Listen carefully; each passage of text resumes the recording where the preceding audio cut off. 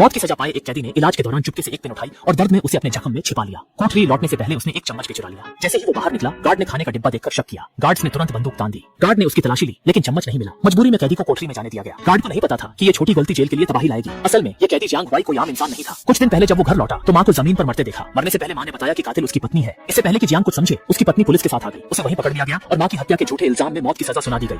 अदालत में जियांग हुआई को पता चला कि उसकी पत्नी ने अपने आशिक के साथ मिलकर बहुत पहले ही साजिश रच ली थी। उनका मकसद उसे जेल में बंद करवाकर उसकी सारी जायदाद हड़पना था। इस शैतानी जेल से भागकर बदला लेने के लिए जियांग हुआई ने वो किया जो हमने शुरू में देखा। उसने सिर्फ एक पेन और चम्मच ही नहीं चुराया, बल्कि एक दूध का डिब्बा ढूंढकर उसे फाड़ा और उसके अंदर से प्लास्टिक की एक पतली परत निकाल ली। वो इन तीन चीजों के सहारे इस जेल से भागने की तैयारी कर रहा था। लेकिन अगले दिन बाहर टहलने के वक्त नया वार्डन जेल में आया। जियांग हुआई को अंदाजा नहीं था कि ये आदमी उसकी पत्नी शेन जीवेई का आशिक है। वो उसकी तरफ बढ़ना ही चाहता था कि एक गार्ड ने डंडा मारकर उसे घुटनों पर गिरा दिया। उसकी पत्नी पास आई और मजाक उड़ाते हुए बोली, जियांग हुआई, सबसे अमीर आदमी से एक कैदी बनने का मजा अच्छा नहीं लग रहा होगा, है ना?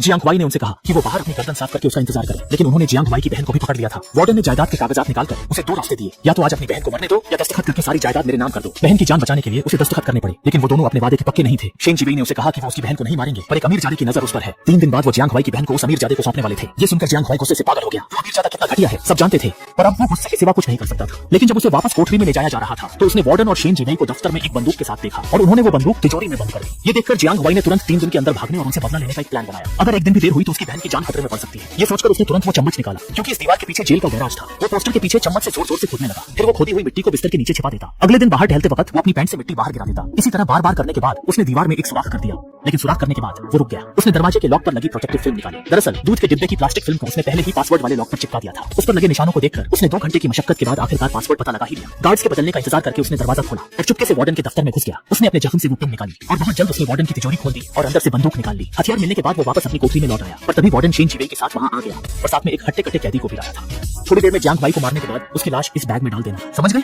दरअसल वो आज रात जियांग हुआई को मरवाने वाले थे। शेन जीवेई जैसी जालिम औरत ने कहा कि लाश जियांग हुआई की बहन को भेज देना। उन्हें नहीं पता था कि उनकी बातें कोठरी में बंद जियांग हुआई ने सुन ली है। थोड़ी देर में वार्डन ने गार्ड्स भेज दिए। टकला जियांग हुआई के कमरे में घुस गया। जब उस आदमी ने तार निकालकर हमला करने की कोशिश की, उसने देखा कि जियांग हुआई बिस्तर पर नहीं है। अचानक एक बंदूक उसके सिर पर तन गई। ये आदमी बुरी तरह डर गया। उसे अंदाजा नहीं था कि एक कैदी के पास हथियार भी हो सकता है। टकले ने बंदूक गिराकर भागने की कोशिश की, पर जियांग हुआई ने उसे पकड़कर उसका गला दबा दिया और मुंह बंद कर दिया और इस तरह उसने उसे वहीं ढेर कर दिया। इसके बाद उसने टकले की लाश को उस बैग में डाल दिया। ये सब करने के बाद वो बिस्तर उठाकर दीवार में बने सुराख से बाहर निकल गया। गैराज में पहुंचकर वो एक गाड़ी के नीचे घुस गया, क्योंकि कई दिनों तक नजर रखने के बाद उसे पता था कि ये गाड़ी बहुत जल्द बाहर जाएगी। और हुआ भी वही। 3 मिनट के अंदर ही किसी ने गाड़ी स्टार्ट कर दी। जेल के गेट से गुजरते वक्त वहां गार्ड्स तो थे, पर उन्होंने गाड़ी के नीचे नहीं देखा और इस तरह जियांग हुआई जेल से भागने में कामयाब हो गया। और उसी वक्त कुछ गार्ड्स जियांग हुआई की कोठरी में आए। बैग को देखकर उन्होंने सोचा कि अंदर जियांग हुआई है।